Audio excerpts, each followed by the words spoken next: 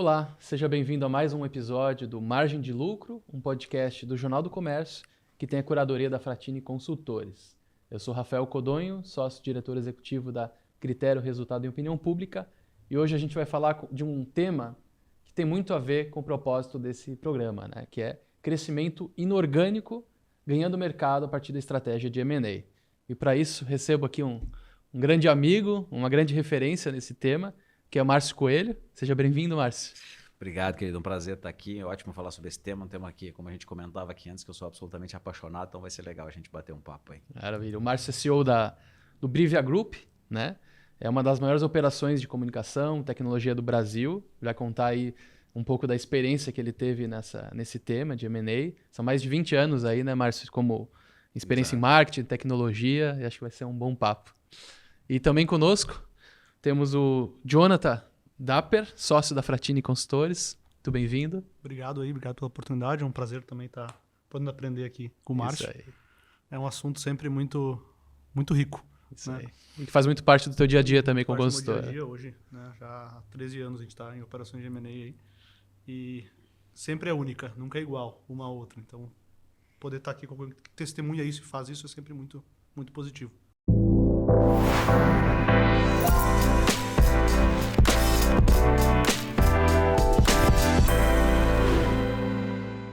Maravilha. Vamos lá então, pessoal.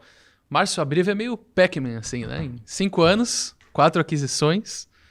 Conta pra gente um pouquinho, assim, como é que essa estratégia do crescimento inorgânico foi importante para a consolidação da Brivia. Eu acho que se a gente acho que foi pouca coisa nesses 5 anos, acho que a gente Queria mais. A gente gostaria, claro. A gente está vivendo um momento que todo mundo sabe que é um momento mais tenso, né, para M&A, porque o custo de capital muito alto, enfim. Então a gente tem aí vamos dizer assim, um certo recesso nesse momento. Ano passado a gente não fez nenhuma transação, mas faz parte da estratégia, né? A gente começou aqui um aquece falando um pouco sobre o assunto. Eu acho que é diferente a gente fazer M&A em uma oportunidade específica de a gente constituir aliançamento estratégico. Eu amplio o assunto de M&A, né? Porque a gente pode estar falando de outros tipos de parceria, mas é diferente a gente ter isso como parte da estratégia corporativa. A gente definiu desde a nossa origem, a gente pode recuperar um pouquinho de história também aqui, como parte da nossa estratégia, não só de crescimento, mas a parte da estratégia de resposta às necessidades que a gente tem de atender os nossos clientes, né? Como é que a gente responde, inclusive em termos de competências, ao que o mercado nos demanda, né? Então sempre fez parte da nossa estratégia, por isso é uma coisa que é incorporada ao nosso modelo de gestão, à nossa operação. E a origem veio também de uma série de Exato. de uniões, né? Exato. A Brivia ela nasceu de uma fusão de 5 pequenas empresas. E aí eu lembro que lá atrás, quando a gente fez esse movimento, as pessoas falavam, como que isso vai dar certo, né? Como é que você vai fazer um negócio, como é que vai partir de um negócio de 5? Fazendo profissionalmente, fazendo isso, né, de uma maneira organizada, enfim. Aí a gente lançou o negócio com uma fusão de 5. Logo depois disso a gente fala das últimas operações, mas na verdade a gente fez uma fusão de 5, depois a gente fez uma aquisição, uma segunda aquisição, lá na origem, né, do negócio. Depois fez uma venda do controle, depois fez uma recompra e agora mais recentemente, nos últimos anos, a gente fez essas últimas transações aí, né? Então, a nossa história, ela é uma história de M&A, né? E a gente vem, quando a gente lá atrás identifica a oportunidade de mercado no qual a gente se posicionou, a gente já identificava que para fazer o que a gente precisava fazer, a gente precisava de mais competências, né? E para adquirir essas competências, era necessário aproximar rapidamente empreendedores, pessoas que tivessem aquelas competências, que conseguissem praticar aquelas competências. E o M&A se mostrou uma ferramenta muito útil, né? Então, desde esse primeiro movimento, dadas as necessidades da fusão inicial, a gente já se organizou como uma empresa com, por exemplo, governança desde o início. A gente tem conselho desde o dia 1 de fundação da Brivia, né? A gente sempre teve um conselho, porque era uma fusão de 5, a gente precisava acomodar esses sócios num lugar de gestão que não interferisse no dia a dia, né? Que tivesse realmente a posição de sócio preservada. Obviamente que as conversas de conselho de lá para cá, elas mudaram bastante, né? Lá no primeiro conselho a gente discutia se a gente ia ter café passado ou máquina de café, era um assunto discutido em conselho. Mas era o nosso nível de maturidade naquele momento, era a nossa necessidade, né? Acho que a gente vai falar um pouco aqui sobre também os misticismos, né, em torno da temática de M&A, mas também sobre as temáticas de gestão. Acho que quando a gente fala sobre governança, por exemplo, se coloca uma aura pesada sobre isso. Sim. Cara, a governança pode ser muito simples, né? O nível de governança depende do teu nível de organização, de maturidade de organização. Ter um conselho não significa que tu tenha que ter uma secretária do conselho, um rito, todo um mise-en-scène. Não, você tem uma outra dinâmica de gestão em uma outra esfera que tem um outro propósito, né? Que é dar representatividade, dar presença para os sócios na discussão estratégica do negócio que não seja no dia a dia do negócio, em outro momento, né? E assim foi desde o início. Então, acho que estruturar isso é algo importante para que transações no futuro possam ser mais fáceis, né? Perfeito. Jonathan, o Márcio comentou um pouquinho dessas aquisições, fusões e tudo, né? Imagino que seja uma vida bem agitada dele como CEO. E depois a gente vai falar sobre oportunidades futuras também. Mas esse perfil de empreendedor, de companhia mais agressivo, de olhar de oportunidades, de compras, de fusões, não é muito o perfil do brasileiro, né? Não é o que a gente enxerga aqui, né? A gente passou por várias experiências com multinacionais, né? Que fazem isso há 50 anos e o que o Márcio comentou aqui de tratar M&A como um tema estratégico, para mim é o primeiro passo, né? Porque normalmente no Brasil quem cuida de M&A ou é o jurídico ou é o CFO. Né? E tudo bem, né? É importante uma base jurídica e uma base financeira para uma transação, mas o principal princípio dela é estratégico. Né? É um tema estratégico, até falando, academicamente falando, é um tema da estratégia, não é um tema das finanças. Né? Então, a empresa pensar a estrutura dela para conseguir acomodar a estratégia de M&A, são pouquíssimas empresas que têm isso no Brasil, pouquíssimas mesmo. Né? Muitas até fazem, mas sem a estrutura e acabam ocorrendo alguns erros. E eu acho que tem muito a evoluir. Né? É um tema estratégico. Em termos de retorno de investimentos, se a gente pegar várias pesquisas, né? As empresas Bolsa S&P 500, lá, as empresas que têm estratégia de crescimento inorgânico, as que não têm. As que têm crescem mais, são mais rentáveis, são mais longevas. Né? Tem várias pesquisas que mostram isso.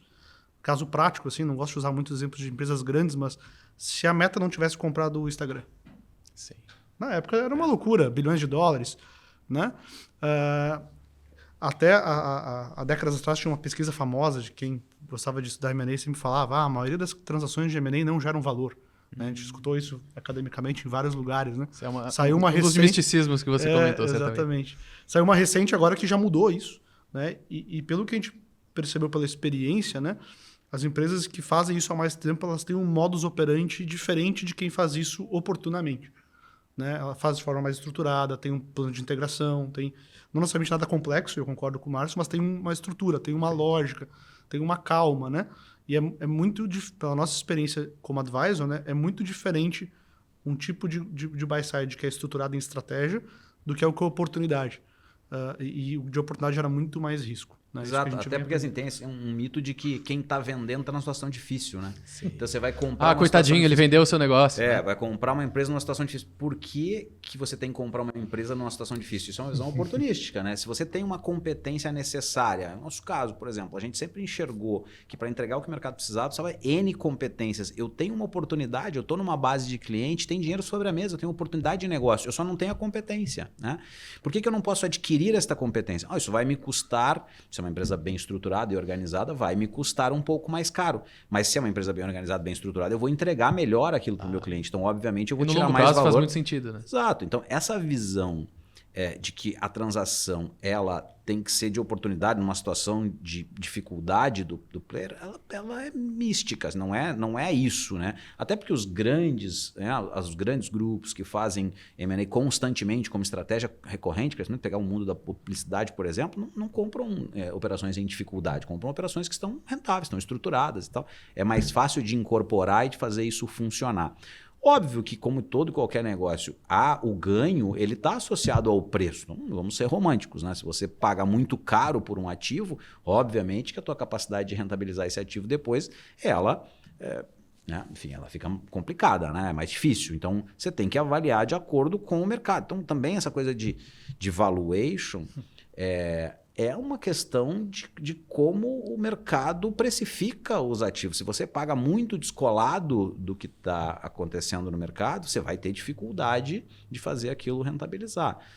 Agora, também, se você está comprando um negócio muito barato, é porque está numa situação difícil. Você vai ter, provavelmente, um turnaround importante daquele negócio para fazer. Você está preparado para fazer isso? Se você faz isso oportunisticamente, será que você está preparado para fazer isso? Né? Quanto que...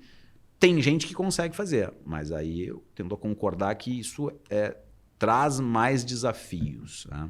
A partir de todas essas operações, Márcio, que vocês fizeram aí nos últimos anos, vocês definiram uma tese e essa tese está constituída com base em quais critérios?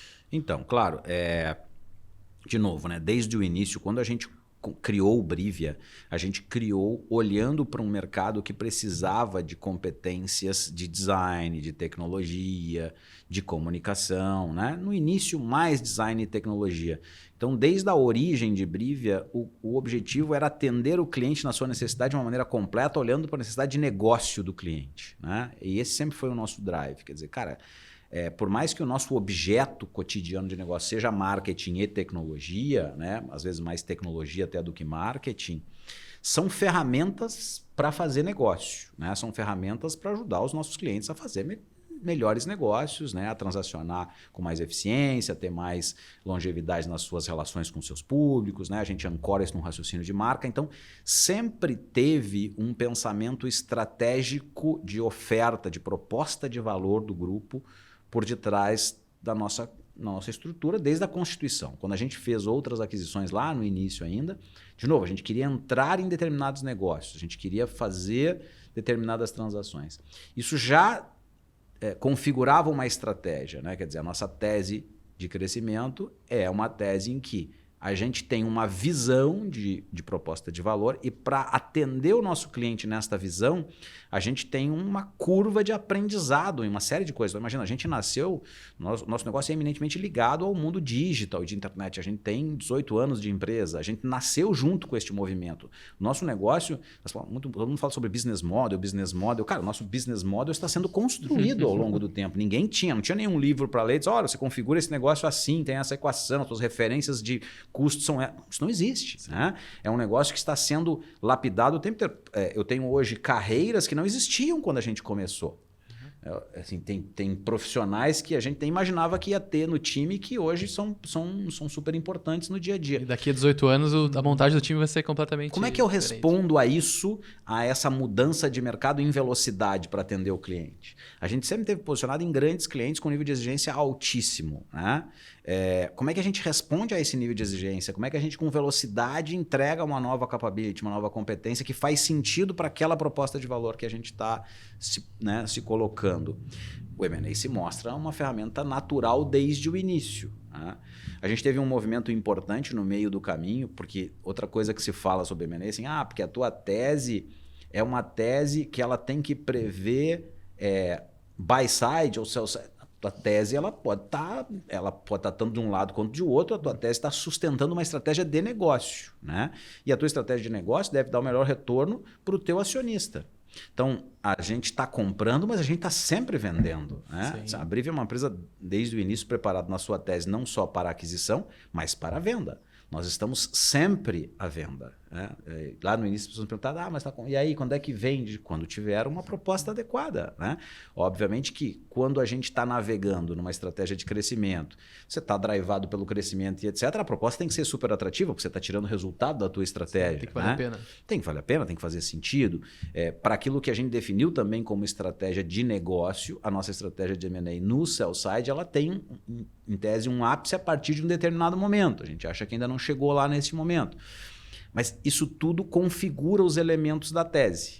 Mas voltando à tese em si, ela prevê na sua origem este raciocínio de adquirir capabilities, competências. A partir de um determinado momento, a gente também passa a entender que, além de adquirir competências, a lógica de adquirir competência é muito simples. A gente tem uma lógica de produto, assim, eu tenho uma base de cliente, eu adquiro um novo produto para vender. Um novo produto, eu vou vender esse novo produto nessa base de cliente. Então, eu tenho uma sinergia gerada a partir daí. Eu tenho todo um movimento, né, de ativar aquele novo produto nessa base de cliente. A gente se organiza, inclusive, em termos de estrutura organizacional, para isso.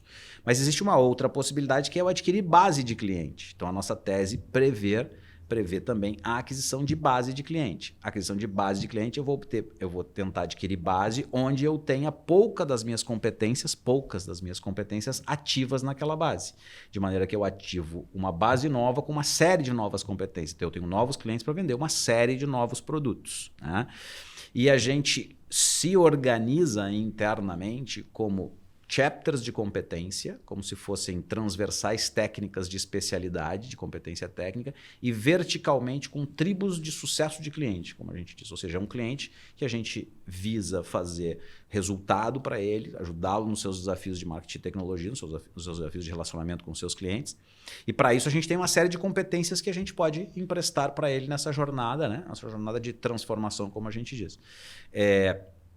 Quando eu faço uma aquisição de uma competência, eu estou adquirindo um chapter de competência. Quando eu estou adquirindo uma base de cliente, estou adquirindo uma tribo de sucesso de cliente.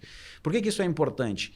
Porque não é só aí a tese, mas também já é um pensamento de estratégia de rollout do M&A, né? Então, se eu estou fazendo uma aquisição de um chapter, é transversal. Isso tem uma lógica de ativação e eu já tenho uma lógica de go-to-market dessa oferta nova, porque a minha base é a prioridade. Se eu estou adquirindo uma base de cliente nova, eu tenho uma outra lógica, né? Que aí é a lógica de positivar essa minha oferta nesta base de cliente. Esta estrutura organizacional me dá velocidade de incorporação, porque eu, de certa forma, isolo a transação de todos os meus processos, né? Os meus processos estão generalizados para que eles recebam um chapter, para que eles recebam uma tribo. Pouco importa se isso é orgânico ou inorgânico. Eu posso ativar uma tribo nova, como a gente já fez ao longo do processo de crescimento, porque a gente cresceu o suficiente para ativar uma nova tribo. Então, uma tribo tem um tamanho ideal para atender um conjunto de clientes, uma determinada receita, como se fosse uma unidade de negócio, uma pequena empresa dentro da Brivio. Para que isto aconteça, eu tenho uma organização cotidiana. Então, essa organização ela funciona tanto para mim, para o meu movimento de crescimento orgânico, quanto para o inorgânico. Então, a tese ela conversa com a nossa estrutura organizacional. Mas sim, ela, inclusive, para cada aquisição, seja de chapter, seja de tribo, a gente tem critérios que envolvem uma série de elementos de cada target analisado, né? Desde a sinergia com a estratégia, de uma maneira geral, quer dizer, o quanto que tem, qual é o nível de aderência que o chapter tem ao que eu estou buscando. É muito difícil você pensar num negócio, cada M&A é um M&A único, né? Você vai dizer, eu vou adquirir um negócio focado em dados, né? Inteligência artificial, que é o mote aqui do momento. Então, eu vou adquirir uma empresa de inteligência artificial. Você vai olhar as empresas, é muito difícil você ter uma empresa que tem algum tempo, algum porte, etc., que ela seja puramente o que você quer. Ela tem outras coisas ali dentro. O negócio foi sendo pivotado ao longo do tempo, ele tem, então, assim, às vezes está alavancado em receita numa coisa que nem é o que você, nem é a competência que você quer. Então, qual é o nível de aderência que tem à tua estratégia? Tu tem que ter isso claro, né?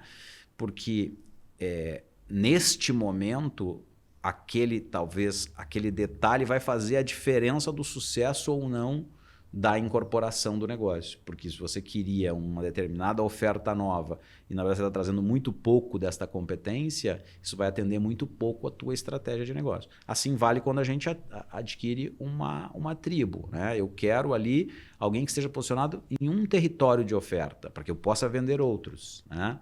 Mas esta relação com estes clientes, ela é sustentável, ela é uma boa relação, eu tenho uma boa base de cliente. Se eu não tenho uma boa base, uma boa relação, eu não vou conseguir vender mais nada nesses clientes, né? Então, para que a gente chegue a essas conclusões, tem uma série de critérios. Primeiro, eu definir onde é que eu estou comprando. Estou comprando aqui ou estou comprando aqui, né? E, a partir disso, que critérios eu vou avaliar para entender se esse target faz sentido ou não faz sentido na minha estratégia. Eu acho que é legal trazer também a perspectiva de quem está vendendo, né? Sim. Porque, pensa, na John Advisor lá a gente está negociando com 3 potenciais buy-sides, né? Um é um estratégico, o outro é uma multinacional, o outro é um fundo. A estratégia de cada um é totalmente diferente que está olhando para aquele ativo. A negociação é outra também, né? A negociação é outra. E normalmente, e é muito rica a colocação, porque normalmente quem está da ponta vendedora, principalmente no Brasil, a gente tem a visão de 0 ou 100, né? Ou o cara vem aqui, me dá um dinheiro, eu vou embora, ou eu não vendo. Né? E no meio disso existem 1000 possibilidades. Como tu falou, tem um rollout, eu vender 80% e ficar com uma participação no comprador. Tem um earnout, às vezes eu vou vender só uma parte e vou querer que eu continue crescendo. Então, também para o vendedor, o M&A é um assunto prioritariamente estratégico para o negócio. Que se for prioritariamente estratégico para o negócio, vai ser bom para o bolso dele também, em termos de patrimônio pessoal. Mas quando isso se inverte, o risco disso não gerar valor na operação e, consequentemente, vai gerar muita incomodação para ele, da pessoa física. Frustração, é muito alta. Então, a percepção de, eu quero fazer um negócio com empresa X, e já aconteceu na nossa experiência, que às vezes até o valuation era menor. Mas a solidez da operação e o sentido estratégico da operação fazia muito mais sentido. né? Então, essa perspectiva é um assunto de proposta de valor para o cliente. Para minha empresa, que eu estou querendo desfazer ou desfazer parte, o que é melhor para o meu cliente? É melhor eu estar com o Márcio, ou é melhor eu estar com um fundo, ou é melhor eu estar com uma empresa Y? São conversas totalmente diferentes. Exatamente. Isso é estratégia de sell side também. Obviamente que a nossa tese de sell side também tem as suas definições, né? A gente também tem um tipo de target. A gente olha os principais players, os principais, né, targets para o sell side, a gente se prepara para isso. A nossa tese de negócio e de crescimento, ela dialoga com o que o mercado também está olhando, logo isto gera atratividade para o sell side em um determinado momento. A gente sabe os parâmetros e a gente analisa e compreende os parâmetros que o mercado está utilizando para aquisições de negócios como a gente está constantemente observando as transações similares que acontecem para calibrar a nossa expectativa, para entender o que a gente pode buscar de melhor retorno para o nosso acionista, né? Então, se do lado do buy side tem toda uma estruturação para fazer isso, do lado do sell side também demanda. Mas eu só queria deixar um ponto assim, quando a gente começa a falar sobre isso, gera na cabeça de quem está nos ouvindo assim, uma complexidade, principalmente quem não está, né, próximo do tema, gera uma complexidade. Mas são muitas variáveis, são muitas coisas. Essas coisas a gente não tinha as respostas todas quando a gente começou a fazer, obviamente, entendeu? A gente começou a fazer e a gente vai aprendendo com o processo. Óbvio que, quanto melhor assessorado você estiver desde o início, melhor, porque a tua curva de aprendizado ela se encurta, né? Então, a gente sempre teve excelentes parceiros na nossa jornada, né? Desde o jurídico, o pessoal de auditoria, de due diligence, quer dizer, a gente foi aprendendo com essas pessoas todas no entorno, né? A gente teve, por exemplo, movimentos de venda em determinado momento muito agressivos e a gente foi até o limite de fazer a transação e não fez a transação de venda, né? Acabou não fazendo. Acho que fizemos uma boa escolha, mas isso também ajuda a aprender e ajudou, para mim, foi a maior das escolas, né? Foi este momento, que era um grupo gringo e tal, então tinha muitos parâmetros sobre a mesa, nos deu condição de compreender muito sobre isso. Isso que eu quero dizer é o seguinte, esta jornada de estar com uma tese redonda, de ter uma tese de um lado, de outro, de se preparar estrategicamente, ela precisa estar na tua reflexão de negócio com a clareza de que tu não vai estar 100% pronto em nenhum momento, tu vai estar aprendendo com esse negócio, né? E se preparando. Como é a gestão do negócio? A gente falava aqui antes, nós somos um negócio de serviço, né? Puramente serviço. Tem a sua lógica de organização. Existem negócios puramente industriais, é uma outra lógica. Mas aprender um negócio de serviço para quem é industrial é muito difícil. Não, só é uma coisa nova a aprender, né? A gente não vai estar pronto no primeiro momento, mas vai aprendendo. Se a gente decidisse aqui ir para a indústria, a gente teria uma curva de aprendizado. Óbvio que é uma curva de aprendizado. Assim é com o M&A. Quer dizer, eu não faço hoje, não faz parte da minha estratégia de negócio. A minha recomendação é que, cara, considere isso como uma esteira estratégica de negócio. Abra a possibilidade. Abra a possibilidade. E se prepare para isso. Coloque na tua reflexão estratégica os elementos, passe a discutir. O primeiro passo é entrar na pauta, digamos. Exatamente. Se tu vai esperar que haja uma oportunidade de M&A para tu pensar no assunto estrategicamente, certamente tu vai errar mais. Vai fazer um negócio ruim. Muito provavelmente tu não vai fazer um negócio tão bom quanto tu poderia fazer se tu tiver... Como tudo, né? Se tu tá no varejo hoje, resolver botar uma indústria, só pensar no assunto ter uma indústria quando te surgir uma oportunidade, se tu entende que isso é estratégico para o negócio, cara, tu não vai estar preparado. Agora, se tu for te preparando ao longo do tempo para isso, quando a oportunidade surgir, tu estará mais preparado. Então, tem que fazer parte da tua pauta estratégica, né? Essa eu acho que é a melhor recomendação. Perfeito. Eu acho que tem alguns aspectos, eu concordo com... que tem um processo chamado amadurecimento, de aprendizado, né? Mas na nossa experiência existe uma etapa de preparação. Primeiro uma decisão, olha, nós vamos começar a olhar isso, né? Vamos cogitar. Mas existem alguns pontos básicos que é muito bom tu já ter quando tu inicia. Né? Por exemplo, tu tem assessoria jurídica e de auditoria. Isso vai te eliminar muitos problemas. Tu ter a parte contábil ajustada, tanto para sell side como buy side. Tu ter um bom acordo de acionista de como tu vai decidir isso. Tô falando não quero já temas complexos, que é óbvio que ter uma tese é algo que vai amadurecer. Tu vai aprender, vai errar. Mas existe um básico para te começar a jogar, que é muito importante, e a gente, nessa década de M&A no Brasil, a gente viu que isso existe muitas empresas com ótimas propostas de valor para o mercado, que elas não conseguem ter um mínimo para começar a jogar. Um exemplo disso, assim, eu gosto de trazer números, pega o mercado de private equity, né? Fundos que investem em empresas. Né? Não vou falar de venture capital, que é maior. Hoje a gente deve ter em torno de 50 private equities ativos no Brasil. Então, nos Estados Unidos são 6 mil. E por que essa diferença? Pelo básico de governança, acordo de acionista, auditoria, ter um time executivo coeso. Não é nada complexo, porque lá, se existe lá 6 mil, né? Não é nada... Claro que tem que ter um aprendizado. Mas no Brasil aqui, se a gente pensar aqui próximos, a gente não tem estrutura para isso. É muito íntimo. Eu acho que tu tocou num ponto importante que também a gente não pode atribuir esse peso ao M&A. Quer dizer, a gente está dizendo aqui o seguinte, para tu ter uma boa estratégia de M&A, fazer um bom M&A, tu tem que ter governança, tu tem que ter auditoria, tem que ter contabilidade organizada, tem que ter teus custos, tem que ter um time de gestão. Cara, isso tu tem que ter para tocar o teu negócio bem, né? Quer dizer, isto é gestão do negócio. Então a gente também não pode... O fato da gente não considerar tanto M&A, na minha opinião, é porque o mercado de transações ele não é maduro o suficiente. Estão aqui os números que comprovam. Por que ele não é maduro o suficiente? Não tem tanta liquidez, os ativos não são trabalhados com tanta intensidade. Por que eles não trabalham? Porque eles não são tão críveis. Por que eles não são críveis? Porque eles não são bem geridos. Os negócios no Brasil, eles não são bem geridos na média. A gente tem uma cultura, inclusive, de negócio pequeno. A gente nutre uma cultura de negócio pequeno. 80% dos empregos formais são gerados por micro e pequenas empresas. Né? Há um incentivo a este pensamento. Isso não é bom para o mercado, isso não é consistente. Isso gera fragilidade, isso gera baixa liquidez, isso gera pouca ferramenta de gestão. Um negócio pequeno tem dificuldade de ter um cara financeiro, o cara da fábrica, o cara comercial, o cara de marketing. Tu não tem essas estruturas. Por que tu não tem? Porque os negócios são pequenos demais, o orçamento não permite. Quantos por cento eu devo investir em marketing? 2%, 5%, depende qual é o tamanho do teu negócio. 2% de nada é nada. Né? Então, os negócios não têm corpo. Eles não têm corpo porque falta gestão, falta estratégia de crescimento. Estratégia de crescimento pode ser utilizado, pode ter M&A como ferramenta, mas daí eu não tenho o mínimo de gestão, é difícil fazer M&A. Né? Tranca na origem. Então, desenvolver M&A é desenvolver gestão, é ferramenta estratégica de gestão de desenvolvimento de negócio. Mas se tu não consegue gerenciar hoje fluxo de caixa, se tu tem dificuldade de lidar com ativo, quer dizer, uma coisa que é incrível, é como se trata endividamento. Endividamento, obviamente que endividamento no Brasil é muito difícil porque é muito caro.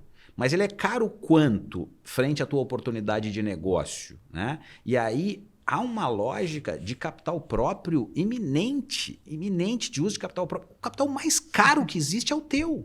Esse é o mais caro que existe. Indiscutivelmente é o mais caro que existe. Mas a gente tem uma cultura de trabalhar dívida, por exemplo, que é dura. Né? Assim, que é... Claro que a gente é castigado pelo mercado. Nossas taxas de juros são absurdas. Então, de novo, eu estou dizendo aqui, é muito difícil fazer M&A nesse momento, porque está fora da caixa. Né? Tu tem que lidar só com o teu fluxo de caixa, sem a possibilidade de alavancagem. A gente é bootstrapping total, não temos dinheiro de fora, é o nosso único dinheiro, né, usado em M&A. Então, é difícil... porque o teu fluxo de caixa tem que estar saudável. E aí tu te endividar para fazer uma transação, a transação tem que ser muito boa, porque senão o risco é muito alto.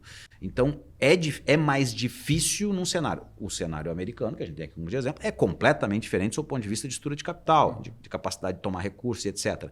E ele é assim também porque ele é líquido. E ele é líquido porque ele é bem gerido e uma coisa nutre a outra.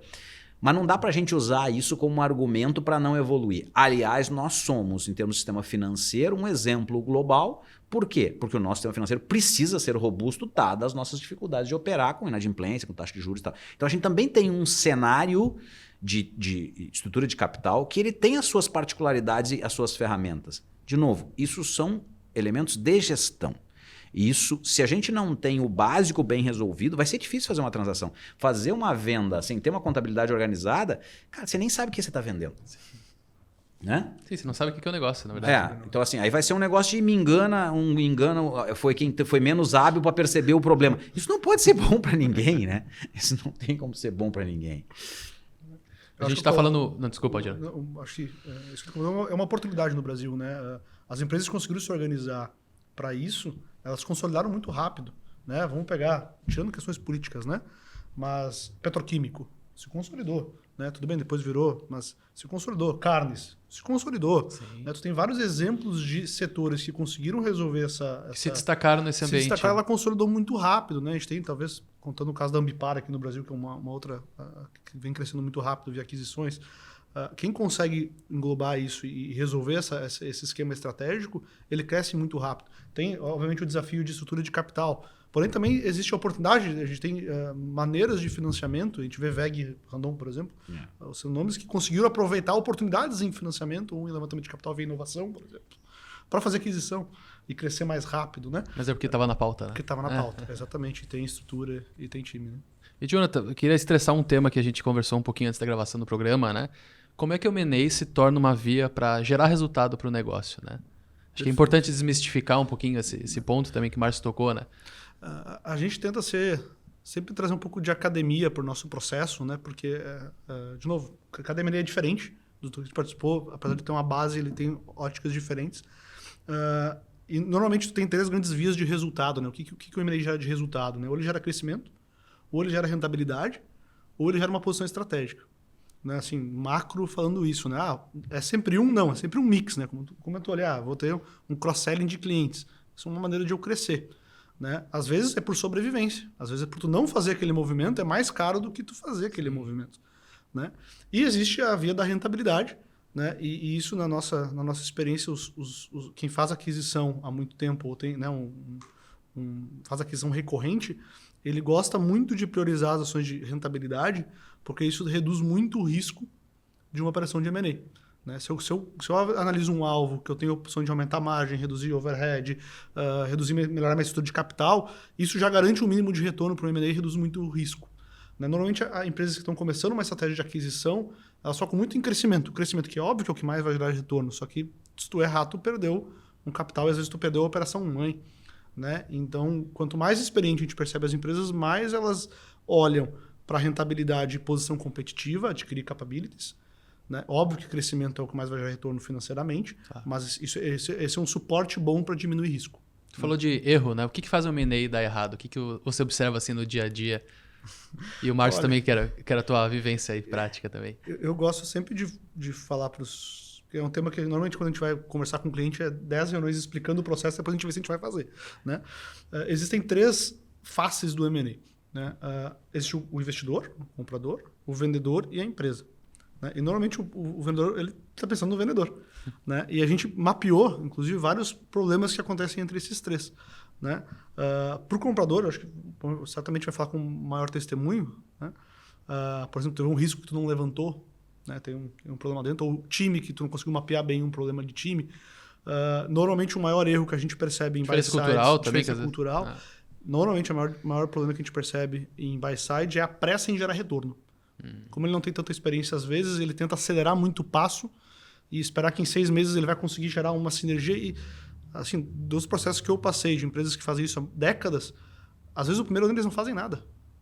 Eles vão integrando, tem os quick wins que a gente chama, 5, 10 ações, vamos começar. Depois, né, tem empresas que a gente fez transação há 10 anos que até hoje não tem um executivo do buy-side. Estou usando um exemplo extremo. Né?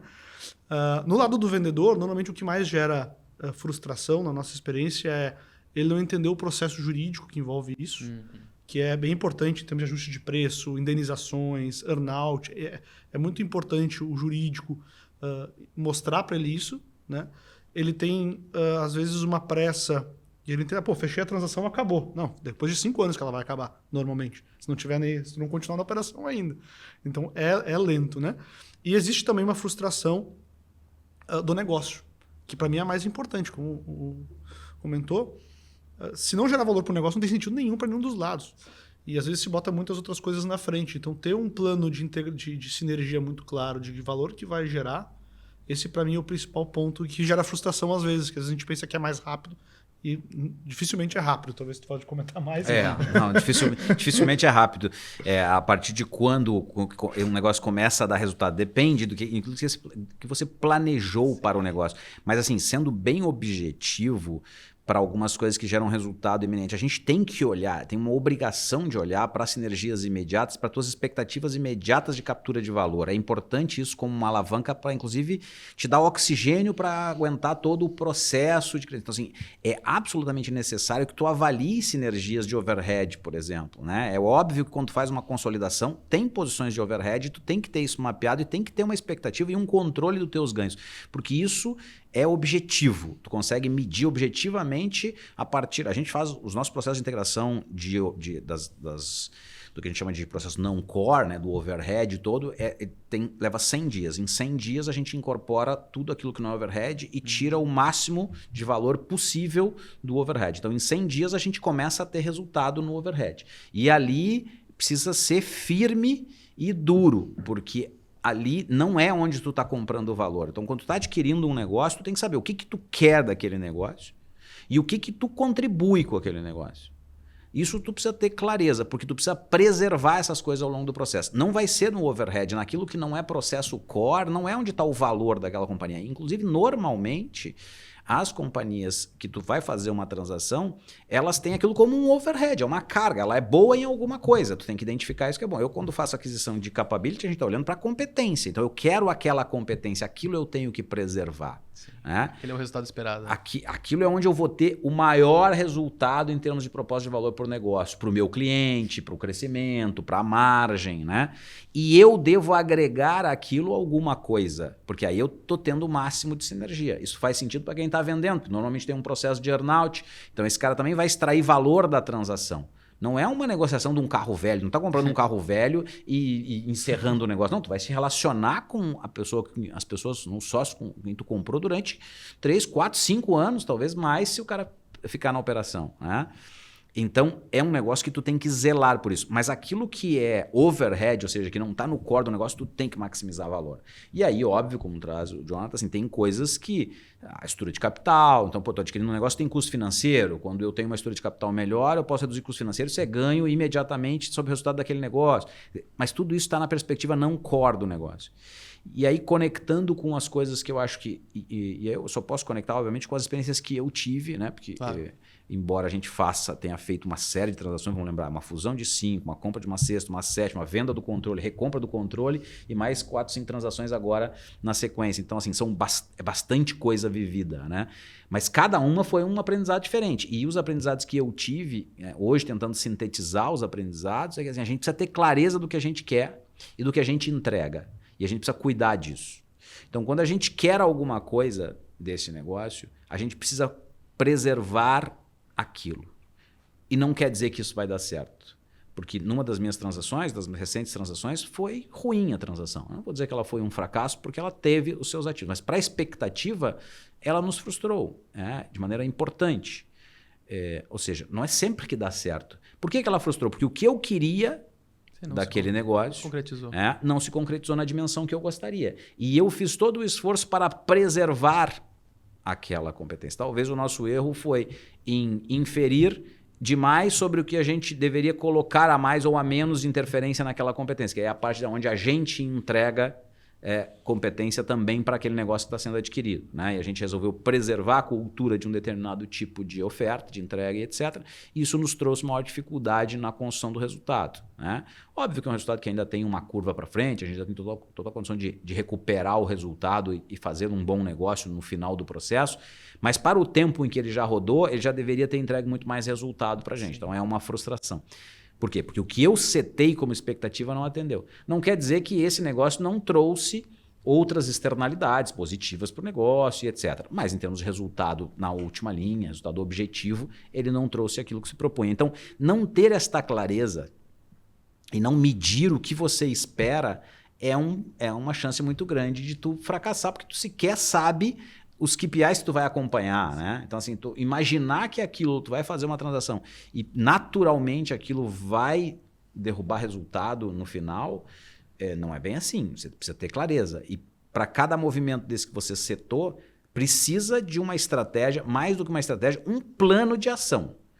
Porque a gente também constrói boas reflexões estratégicas que muitas vezes, e eu passei N vezes por isso, a reflexão era muito boa, o plano de execução era ruim, e a gente não cuidou do plano de execução, e a gente errou, e a gente perdeu no processo, né? Então, assim, ter uma capacidade de executar bem executado também é importante. Talvez não ter uma expectativa tão grande estratégica, né? Ser um pouco mais comedido nas expectativas, para mim é sempre uma dificuldade isso, mas é uma boa recomendação, né? Calibrar de fato. De novo, medir aquilo que é objetivo, né? O que objetivamente eu vou ter de resultado. Se a conta parar mais ou menos de pé, a partir daí, bom, você já minimizou muito o risco, né? Óbvio que tem outras coisas como colocado aqui pelo Jonathan, quer dizer, a avaliação dos riscos envolvidos. Você precisa de um apoio consistente, uma due diligence bem feita é extremamente importante. E não é porque o teu sócio lá que tu está comprando é mal intencionado. Ele muitas vezes não enxergou, inclusive, o passivo, né? Ele te apresenta uma visão do negócio e aquela visão do negócio é a visão que ele tem do negócio, não e às vezes muito necessariamente... carregada de sentimento também. Também, e às vezes, inclusive, talvez até por um erro técnico, por uma assessoria adequada, por uma decisão que pareceu uma boa decisão em determinado momento, ele constituiu um passivo que aquele passivo pode se voltar contra ti. Esse é um medo que eu observo, assim, de quem está fazendo transação, é um medo importante, dos passivos no entorno. Tipo, né? comprar carro usado, será que tem uma coisa com Isso, problema? Exatamente. Cara, tem maneira de tu mitigar isso, tem maneira técnica de tu mitigar. A transação em si, ela te preserva, tu tem como construir. Aí o jurídico é um papel importante nesse processo. Não só identificar os riscos, mas também estruturar a transação de uma maneira que a mitigação aconteça naturalmente ao longo do processo e etc. Né? Costuma dormir na véspera de assinar um contrato? Cara, eu vou contar um negócio aqui que é muito particular da última transação, motivo pelo qual eu não dormi. Mas não tem nada a ver com a transação. Nós estávamos no momento... Os momentos finais são bastante tensos e intensos, porque normalmente a gente constrói tudo e chega para um momento de assinatura, a gente usa uma estratégia de fazer assim, com os advogados, uma finaleira de 2 dias intensos para revisar as últimas questões e assinar o contrato. E a gente estava nesse momento, numa das nossas transações, e eu saí de casa e a minha esposa estava... Ela estava no seu ciclo atrasado, né? Ela imaginava que pudesse estar grávida. E era um não planejado, que é o Vicente, meu menino que tem 3 anos. Legal. Mas aquilo ficou apenas como uma suspeita, né? E a gente acabou um dia intenso, o primeiro dia intenso de contrato, a gente foi jantar com os advogados, discutindo um ponto, que era um ponto crucial, e a gente precisava decidir, eu precisava decidir até onde ia, né? Naquele negócio, para no dia seguinte tomar um café da manhã com o meu sócio, meu novo sócio, e definir o parâmetro para o negócio. E aí poderia ser um gol ou não gol, né? E aí no jantar, à noite, ela me ligou. E me ligou emocionada, aos prantos, porque estava desesperada, porque não era planejado, não é algo que a gente tinha organizado, e é muito mais impactante na nossa vida do que um M&A, um filho. e ela me ligou dizendo que estava confirmado, coisa e tal. Aí eu gelei também, né? Porque nós não estávamos... Não porque a gente tivesse qualquer dificuldade nesse sentido, temos 2 filhos, eu tenho T3, não é um, né? Mas não era um planejado, né? A gente, quando as coisas saem do... Como não estava no pipeline. Como diz um dos meus sócios, assim, os homens planejam, os deuses riem, né? Então, assim, aquilo me tirou completamente do centro naquele momento. Aquela noite eu não dormi. As outras eu dormi muito bem, com muita tranquilidade, mas eu não dormi porque eram muitas emoções misturadas ali, né? No outro dia a gente concluiu a transação, deu tudo certo, estamos aí seguindo a vida, né? Mas, cara, assim, é emocionante, é intenso, porque você trabalha muito. Às vezes você está trabalhando 1 ano num negócio, então assim, está na hora final de assinatura, né? E aí, puta, tem coisa ali que pode melar 1 ano e pode melar 1 ano de trabalho, né? E investimento, e dinheiro que você colocou naquilo, e é advogado, e é consultor, e né? Enfim. Mas isso tudo também traz uma vibração legal, né? Assim, porque no dia seguinte também, se dá certo, você vai ter um desdobramento de um monte de coisa, tem um monte de novidade. Então, para quem gosta do agito, né? Um vício. É emocionante. Então, durmo sim, durmo bem. E o aspecto emocional, Jonathan, na tua experiência, assim, ele pesa muito? Empresas familiares, que tem toda uma questão assim de eu construí essa empresa, foi meu pai. Pelos processos que eu passei, o M&A é algo muito pessoal. Sim. Né? Sempre muito... Talvez por serem empresas familiares, sejam mais pessoal, mas sempre ele é um processo muito pessoal. Né? E em todos, 100% dos processos, sempre teve um momento final de preciso de jantar com fulano pra gente conversar, né? Sempre acontecem várias coisas... né? Um filho, é uma coisa meio engraçada, porque é um momento, realmente, uma mudança muito grande de estrutura. Na empresa não acontece nada, mas muda um monte de coisa em cima, né? Então, existe um peso ali que é muito real. Ele é muito real, existe uma insegurança, né? Às vezes uma pessoa ela vai tá 30 anos numa empresa e no outro dia como é que vai acontecer, né? Então, estar muito bem assessorado no sentido não só de técnico, mas emocional. E principalmente, eu acho que um fator que a gente talvez negligencia é a boa relação entre os agentes, entre vendedor. Cara, tem que poder conversar, tem que poder dizer, não, gostei, vamos fazer, porque a base, o M&A é uma relação pessoal. Apesar de ter transação uma empresa, ter pessoas, mas assim, ela é muito pessoal. Né? Talvez você pode contribuir com várias histórias, né? Mas no final do dia você está fazendo relação com alguém. Transacionando cotas, mas é de alguém. Eu Aí lembro da essa gente ter vivido um pouquinho essa experiência. A gente atuou na comunicação de uma empresa em que um dos agentes ali, o proprietário dessa empresa, ele era extremamente apegado ao negócio, história, tradição, construir tudo isso. E o outro é um cara completamente frio. E eles estavam o tempo inteiro em combate, até que em determinado momento o que comprou todo o negócio, porque estava insustentável a relação. Estava muito difícil. Tem algo que mudou muito de anos para cá, que antigamente a assinatura era presencial, né? Então tinha um momento de tu pegar, né, Tinha uma liturgia. Sim, pô, tinha os contratos lá e tinha que fazer passar. Todas presenciais.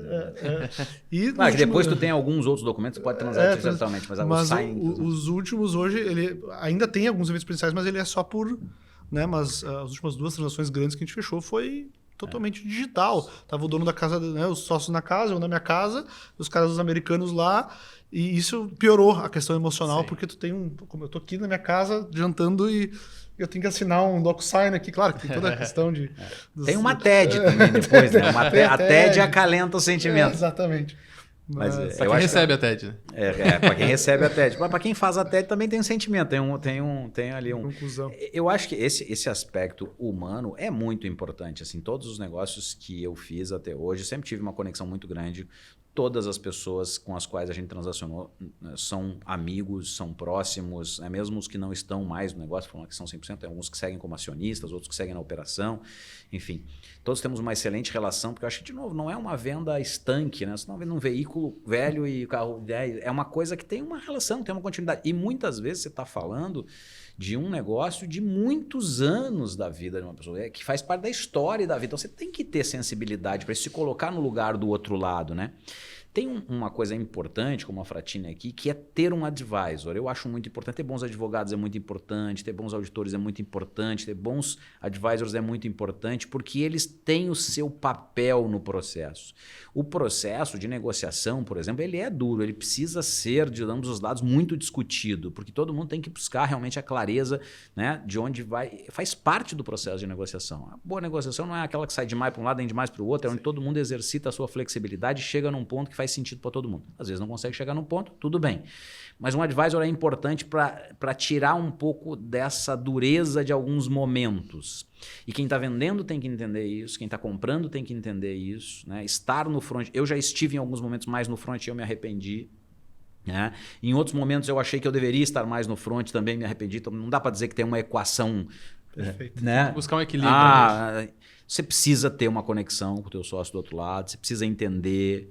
Não é um negócio de ganha-ganha-ganha para um lado, é um negócio que precisa ser equilibrado, porque, de novo, é um negócio que vai se manter por longo. Você vai ter outras discussões ao longo do processo, tem que ter clima para isso. Não dá para imaginar que você vai largar na mão do advogado e do advisor e eles vão resolver o assunto, isso não existe, né?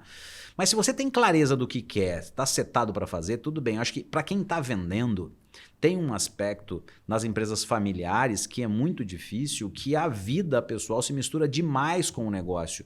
E isto é um problema para o negócio também. É muitas vezes uma virtude, porque traz uma fortaleza de cultura. Eu estava revendo ali um pouco da história da Tramontina, por exemplo, que é um negócio bárbaro, né? Fantástico, é uma cultura fantástica, uma estrutura organizacional fantástica, é um negócio bárbaro. Mas, cara, a maneira como esse negócio é epidérmico, né, em termos de família, todos os dramas vividos ao longo do processo, coisa e tal, é muito difícil para quem está vivendo isso lá. Então, fazer uma transação num negócio como esse, mesmo que fosse o melhor negócio possível, certamente é muito sofrido. Sim, traz uma bala. Então, o profissionalismo, a profissionalização do negócio, ela é necessária na minha visão. Você precisa fazer o exercício de desconexão, porque não é a tua vida.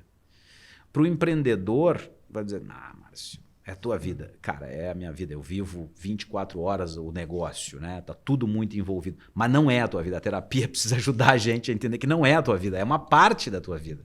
E muitas vezes a realização da tua vida dali para frente tem a ver com a liquidez, tem a ver com a possibilidade de vender o negócio. Porque vai te dar a liberdade de fazer coisas que talvez a tua vida inteira tu queria fazer. Isso é muito normal na segunda e terceira geração, né? Que daí, assim, aquelas pessoas que estão ali já não foram as que construíram um negócio, a paixão não é toda essa, porque é um negócio eminentemente industrial, duro, a pessoa já tem uma vivência num outro território, já está mais ligada à cultura, sei lá o quê, já não tem tanta identificação. Então, se torna mais fácil porque a desconexão acontece. Mas isso deve ser também profissionalizado, porque isso vai te dar tranquilidade para tomar essas decisões, né? Então, de novo, nós não estamos falando só de M&A, nós estamos falando de cultura empresarial, nós estamos falando de autoconhecimento, porque essa coisa assim, cara, o cara querer fazer o negócio, querer fazer a venda, eu me preparo, já tive na iminência de fazer transação, e eu me preparo sempre para o momento de fazer uma transação, do lado de sell side. Eu sei que será um momento difícil, tá? Mas como eu venho há muito tempo me preparando profissionalmente para isso, eu já criei abstrações importantes sobre o processo, como as pessoas que estão no meu entorno também, todo o meu mecanismo de governação, são pessoas muito ligadas a esse movimento, já passaram por N transações, já viram N pessoas vender, e nós estamos sempre conversando sobre isso, né? Tem gente que se nega, se quer falar sobre o tema, esse é um negócio da família. É um tabu. Qual é o problema falar sobre o tema? Explore, né? Se conheça sobre isso, porque vai se apresentar em algum momento a oportunidade, né? Você vai tirar o melhor financeiramente, estrategicamente e emocionalmente se tiver preparado. Não dá para negligenciar o fato de que são seres humanos, os negócios são feitos por pessoas, né? Assim, são profissionais, às vezes muito profissionalizados, muito gigantes, há corporações e etc. Mas no fim do dia, as pessoas tomam as decisões. São CPFs. São CPFs. E a gente precisa considerar isso. Eu acho que tem um fator, trouxe bem importante sobre a questão sucessória familiar, né? Que para mim, talvez o aspecto que mais impacta o não desenvolvimento do setor de mercado de capitais, o M&A no Brasil, é esse, né? E aí falando sobre gestão de patrimônio mesmo, né? As famílias, elas criam as empresas como o principal patrimônio da família, né? E elas esperam, depois que a empresa teve sucesso mesmo, a empresa gerou um patrimônio, gerou que os filhos vão lá e assumam, né? E da nossa experiência, a maioria das nossas transações é por falta de sucessão. E, curiosamente, a maior parte das transações que acontecem no Brasil por valor de oportunidade não é porque a empresa está em dificuldade, é porque o sócio faleceu ou está num momento final de vida. E ele vai ter que se desfazer da empresa por um valor muito pequeno, né? Eu acho que o princípio base de tu começar a pensar uma empresa com governança é tu começar a pensar uma empresa que não vai ser tua família que vai tocar. Talvez seja, e seja ótimo, ótimas empresas familiares que são tocadas pelas famílias. Se prepararam profissionalmente para isso. Exatamente, né? E até passando dado, né? Se tu pegar a gestão de fortuna, né, das famílias, isso globalmente, só 8% do patrimônio em média é a empresa da família. Então, imagina tu fazer um M&A suicide que 100%, 95% do teu patrimônio é a tua empresa.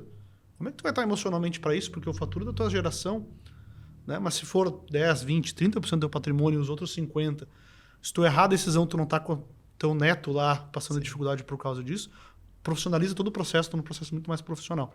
Então, essa mudança lá no princípio de entender, eu quero uma empresa pela empresa. O objetivo da minha empresa não é eu empregar meus netos. É eu gerar um valor para o meu cliente e criar uma empresa que gera valor, e isso vai gerar um patrimônio, e o meu patrimônio vai gerar dos meus netos. Né? Exatamente. Eu tive na Serra recentemente, a Serra tem muitos empreendedores, eu fiz uma série de visitas lá, estava a tempo para ir, eu tive a oportunidade de falar de novo com uma série de negócios que eu não falava há bastante tempo. Alguns muito profissionalizados já, outros com a presença muito forte da família, uns pequenos, outros gigantes com a presença da família muito forte, e com a cultura familiar muito forte, né? E isso é um fator muito particular, assim, muito particular do Brasil. No Sul é diferente, quer dizer, ele é particular no Brasil e dentro do Brasil ele é diferente dependendo da região onde está, as relações são diferentes, mas invariavelmente a gente tem aí um comunicar dessas coisas muito importante. A história das pessoas está muito ligada à família. Vamos pegar de novo a Tramontina como exemplo, quer dizer, é o nome da família, sim, né? Assim, como é que você vai vender o nome da família? Né? Como é que você pensa assim, poxa, por mais que seja o melhor negócio do mundo a ser feito, é um negócio que mexe muito. Então, isso tudo é muito difícil de ponderar genericamente. Cada negócio é um negócio, cada caso é um caso.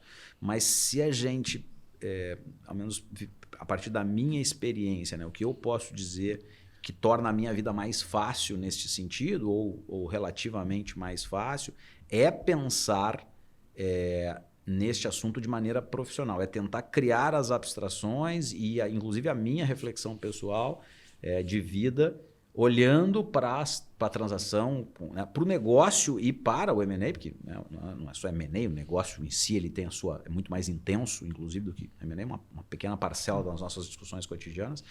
Mas a gente pensar essas coisas conexas dá mais liberdade, né?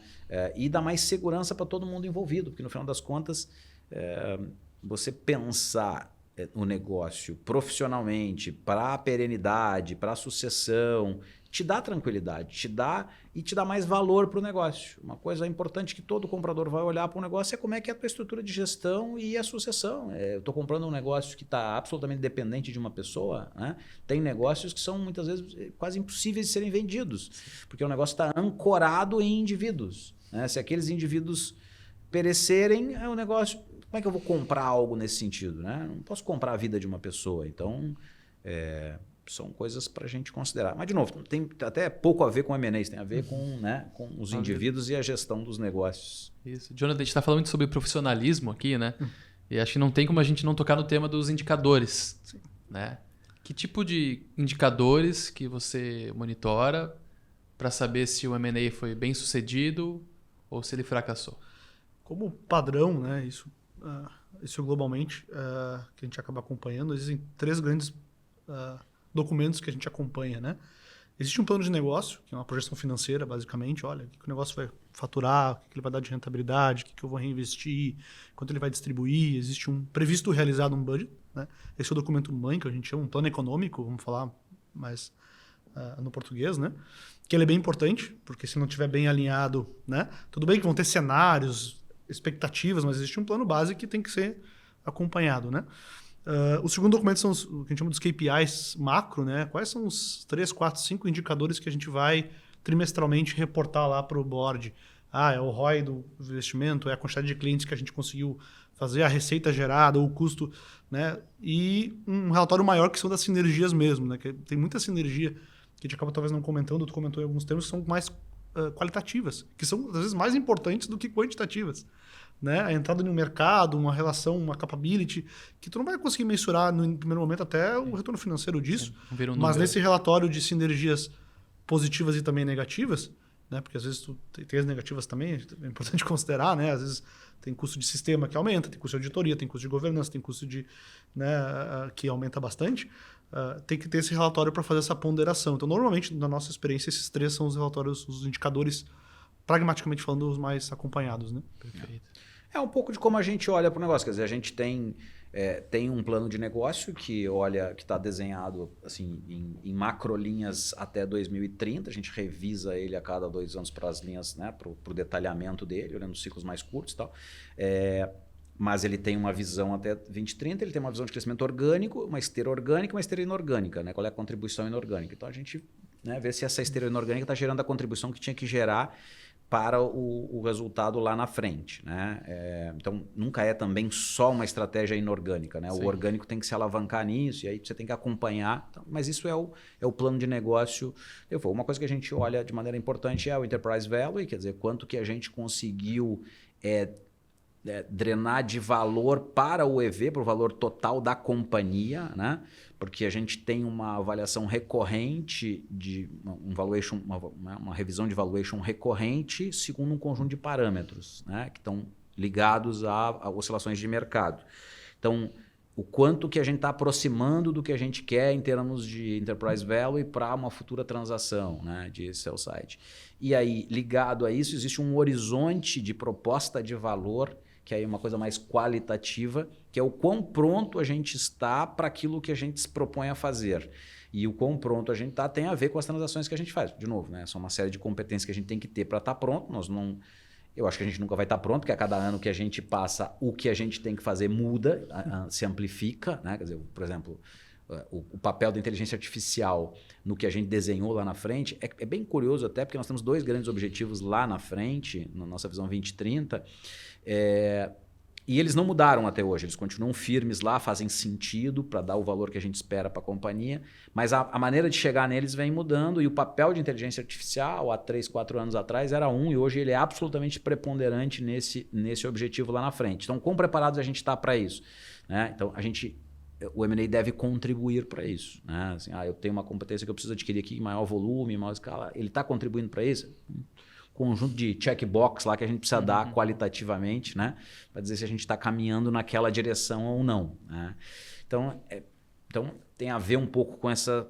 acho que algumas coisas são exatamente o que o João está dizendo, e no nosso caso, particularmente, como a lógica de M&A sempre fez parte da estratégia de negócio, isso tem algumas outras variáveis que a gente acompanha. E, Márcio, para fechar, como que está hoje o pipeline da Abrivia e se a gente pode esperar aí novas operações no curto prazo? Hoje o que nos limita de fazer negócio é o custo de capital, né? Então a gente mexeu na tese, a gente tinha uma lógica de aquisição, uma estrutura de transação até o ano passado, até o início do ano passado. No ano passado a gente discutiu a tese e a estrutura de transação, a gente mudou a estrutura em função das variáveis de capital e de custo de capital. E agora a gente está com uma nova estrutura, uma nova tese setada e com um pipeline em construção novamente. Então a gente tem aí alguns negócios em pipeline. Eu diria que eu estou olhando, que eu tenho hoje para analisar mais de 10 negócios para analisar. Eu tenho 5 negócios analisados assim, boa parte do processo de análise, né? E temos algumas conversas, dessas 5 aí, algumas conversas mais aquecidas, né? Mas o ciclo ele está defasado do ciclo que normalmente a gente estaria talvez mais aquecido, muito mais aquecido, claro. Não fosse a questão do custo de capital hoje mesmo, né? Então isso dificulta um pouco fazer negócio. Mas estão sempre olhando, sempre atentos. Maravilha. Márcio e Jonathan, muito obrigado aí pela participação de vocês. Confesso que eu saio um pouquinho frustrado, porque tinha preparado toda uma pauta, acho que a gente esgotou 20% dela. Mas, de qualquer forma, a gente pode fazer uma parte 2 depois. Esse assunto é um assunto gigante, né? Porque a gente tangenciou muitos assuntos aqui, né? Então, faz parte, acho. E a gente fala bastante. Né? Muito obrigado. O Margem de Lucro ele tem o apoio da Mônaco Atacado e também da Fundação Proambi. Você pode ouvir todos os episódios aí nos canais do Jornal do Comércio. Aqui o que interessa é o resultado. Até o próximo episódio.